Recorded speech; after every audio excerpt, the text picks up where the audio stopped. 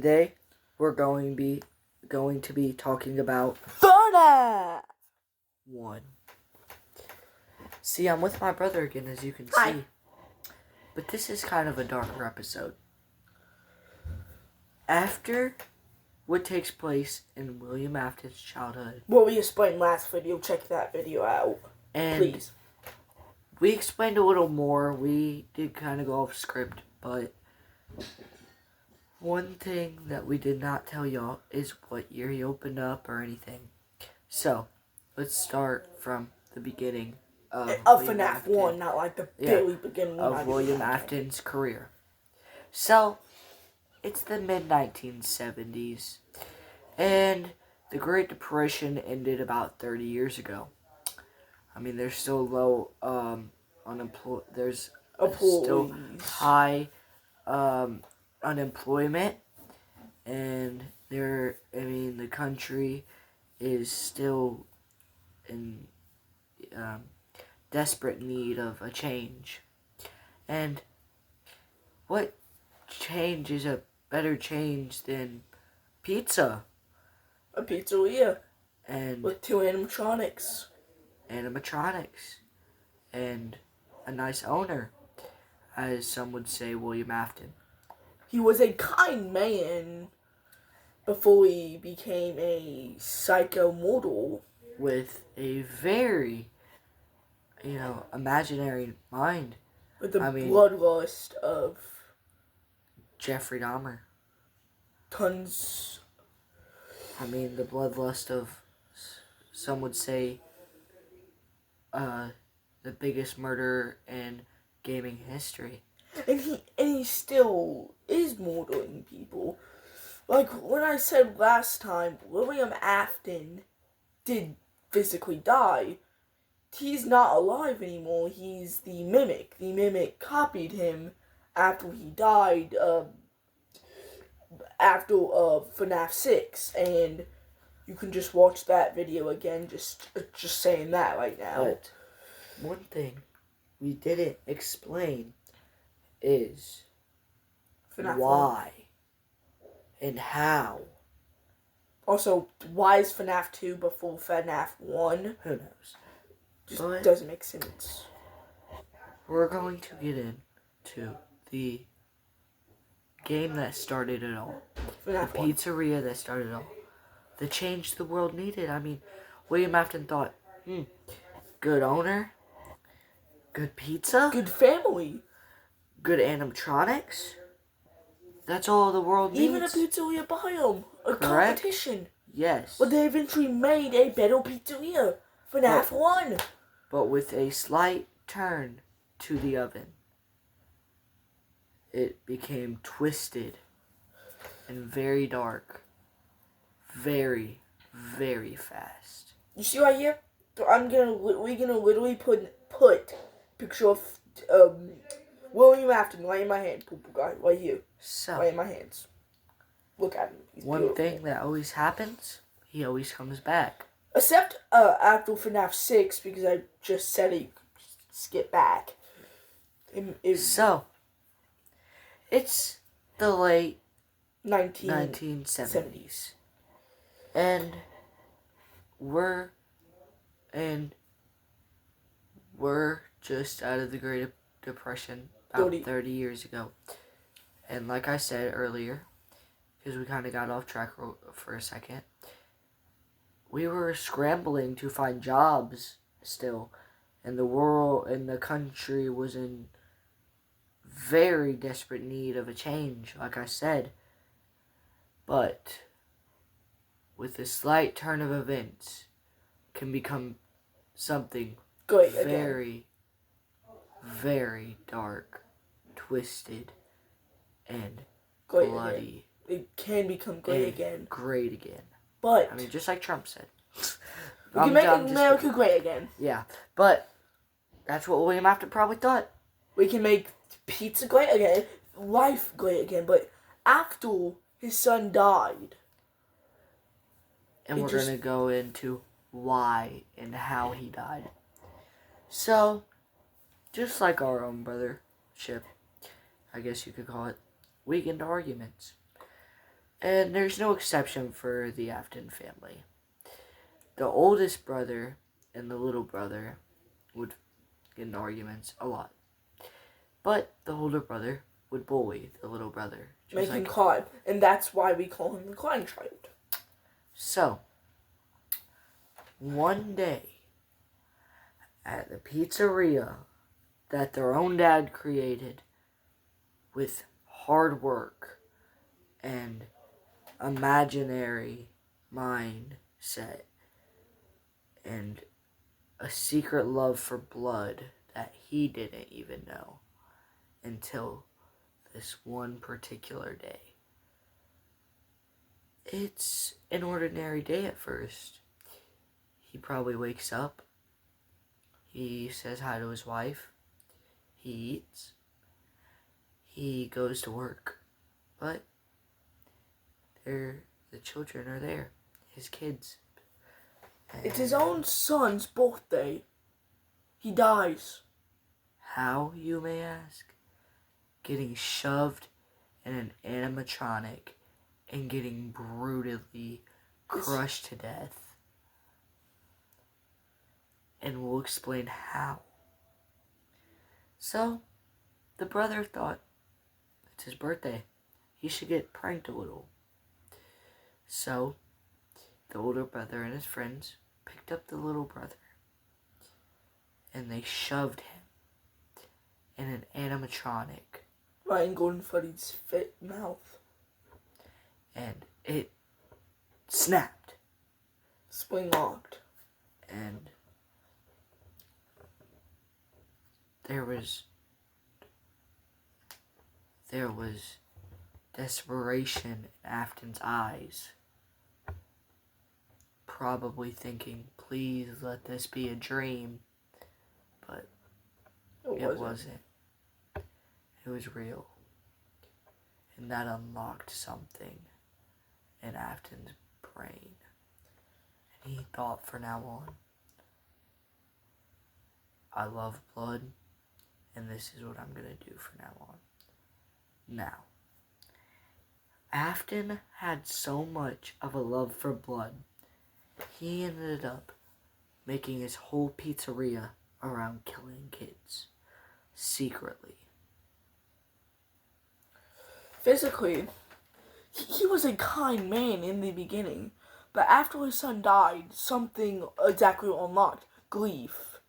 He was grieving so much, he figured out to kill made him satisfied. And so, let's get into his first victim. Cassidy became the puppet after he met him beside the pizzeria. She got brutally stabbed. Her dad, aka William Afton. No. Psych! You post says. Oh, is it the guy that helped him? Yeah. I really just forgot. Yeah, get out the trusty Chromebook. Yeah, I'm sorry guys. Serious things just went away. But yeah, I'm gonna be talking. So basically, she got gruesomely killed by William Afton because he was grieving. So he said, killing is the only way to make the grief go away. He was right, just in a sick way. Sorry, you can't see my face. So yeah, his grief became mortal. And I will explain it to you guys in the best way I can, because I'm not a psychopath. And I have sympathy for people. He thought, I kill people. He killed a person. We're not going to say who yet, but he killed. He said, let me just grieve about this even more. I feel bad. So he killed another person. And he said that I have to grieve about this one. And it just became a cycle. Like when we said last video, he felt joy killing people. I don't know. We don't know physically why. Just he likes it. Like, it makes him feel joy, and it's sick. Like, basically, Cassidy died. Like, that's why he won and the girl's father's name was Henry Emily. Very, very talented man. He was a genius when it came to building stuff. And Afton thought, what's a better partnership than Batman and Robin? LeBron and Kyrie. Steph and KD. He said, I got the brains and you got the manpower. And so and then he thought, let's build an empire. And that's exactly what they did. See, the thing is Henry wasn't a psychopath like Afton. He built the animatronics to satisfy kids. Not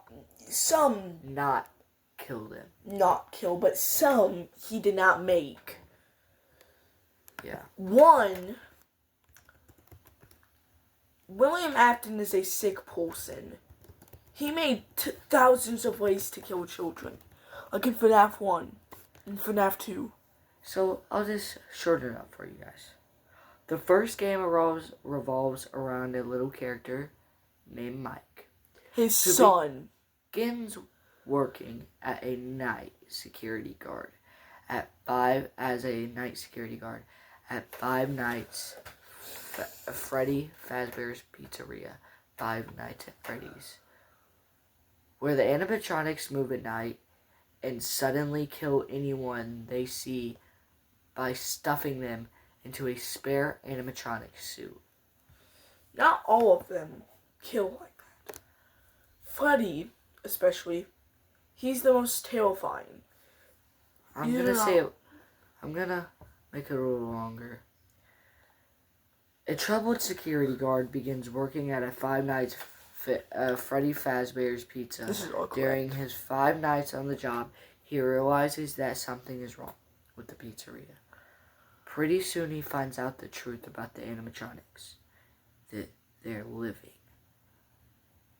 And what does this mean? That they're cold blood murderers. Slowly, Afton is slowly turning into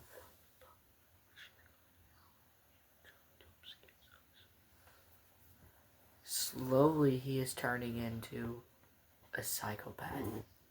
As some say, a sociopath.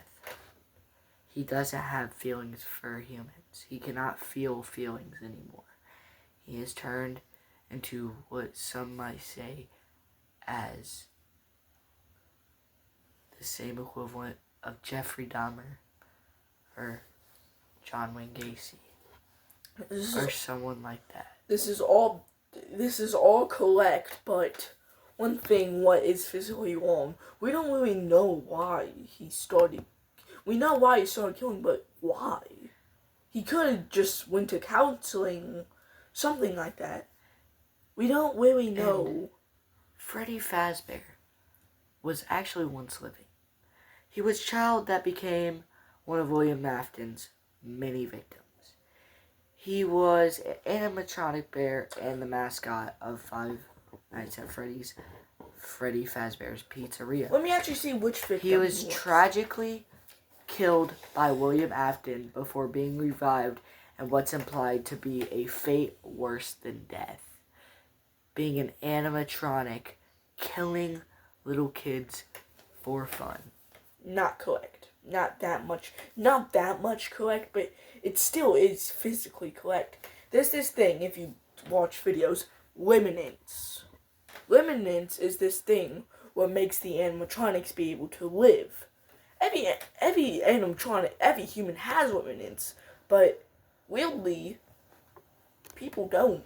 And this little kid that had a fate worse than death, his name was Gabriel. And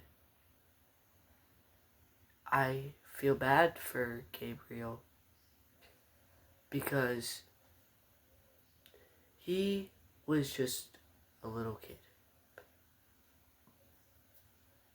Oh, sorry.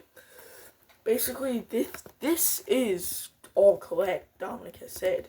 Just one thing. Why? Why did he... Basically, there's this Fnaf 2, okay? It's before Fnaf 1. Really doesn't make sense. Like, why is the new animatronics old? It's because they opened that pizzeria after his son died. Because his son loved toys. So they made that pizzeria. I have just looked this up. It says June 26, 1978. Most likely in a hurricane. Utah, judging by books and lawsuits. And oh wait, never mind. I'm reading two different things. June 26, 1978, Gabriel was born. Now, what does this say? I don't exactly know how old he was. I'm not doing that math. But one thing I gotta say is Gabriel had a very brutal death.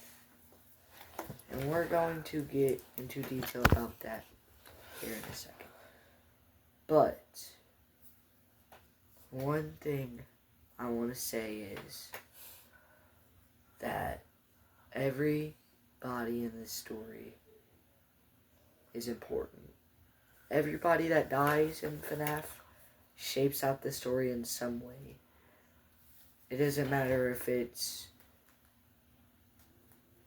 shaping a character, shaping an animatronic, just even a memorable death shapes out a story. Everything really does shape up Fnaf, except one important thing. Why does William Afton come back? He killed the kids, correct? Yes, he did. And why does he always come back? Luminance. Every time he killed a kid, I believe some of the Luminance stayed with him, but after Fnaf 6, there was no more. So, basically, he didn't come back. He didn't. So, he became the Mimic. So, the kids finally maybe left the animatronics, but no. They stayed inside those animatronics. Painful years and years. Till finally they become scrap metal. They were still in there. Painlessly screaming. This psycho knew this would happen. He just purposely did this because he was a psycho. Now, why would he do this? Grief. Yes? No. He wanted to. He just wanted to. He just did this because he wanted to. And we're going to get into the end of Fnaf 1 and wrap up this video. I'm going to keep it very short and simple for you. Afton's body was crumbled and locked away in a storage room. Sealed. For around a decade, I believe. And tell me, you ask, I don't know, I said tell me. You probably ask, how's he always come back? Well, that's for you to know in the next episode of this Fnaf storyline. But hey, one second. I will give you a hint. It's Luminance. Just saying that. You can figure out what Luminance is. Peace out.